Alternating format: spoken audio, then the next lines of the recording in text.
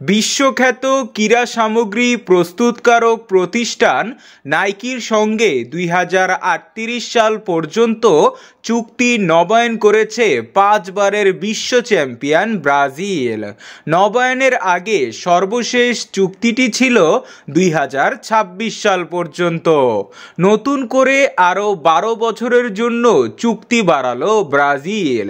চুক্তির সঙ্গে সংশ্লিষ্ট একটি ব্যক্তির বরাত দিয়ে বার্তা সংস্থা এপি জানিয়েছে, নতুন চুক্তির মূল্য বছরে $100 মিলিয়ন, যা বাংলাদেশি মুদ্রায় 1200 কোটি টাকা, যার সঙ্গে যুক্ত থাকবে জাতীয় দলের জার্সি বিক্রি রয়্যালটি, যা আগের চুক্তিতে অন্তর্ভুক্ত ছিল না।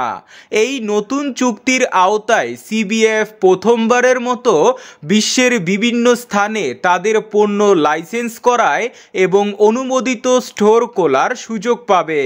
ব্রাজিল এবং নাইকির সম্পর্ক 1996 সাল থেকে রয়েছে এবং আগের চুক্তিটি 2026 সালে শেষ হওয়ার কথা ছিল। সিবিএফ প্রেসিডেন্ট রদ্রিগেজ নাইকির সঙ্গে নতুন চুক্তির বিষয়ে বলেছেন, এই চুক্তি ব্রাজিলিয়ান ফুটবলের শক্তিকে প্রমাণ করে। এটি ফুটবল ইতিহাসের অন্যতম দীর্ঘস্থায়ী এবং সফল অংশীদারিত্বের একটি। একসঙ্গে আমরা ব্রাজিলের অসাধারণ ফুটবলের উদযাপন চালিয়ে যাব এবং যোগো বতিনোর ঐতিহ্যকে ধরে রাখব। এই চুক্তি নিয়ে নাইকির লাতিন আমেরিকার অঞ্চলের সহসভাপতি ডং বাওয়েল বলেছেন, ব্রাজিলিয়ান ফুটবলের সঙ্গে আমাদের পুরনো প্রতিশ্রুতি আরও শক্তিশালী হলো।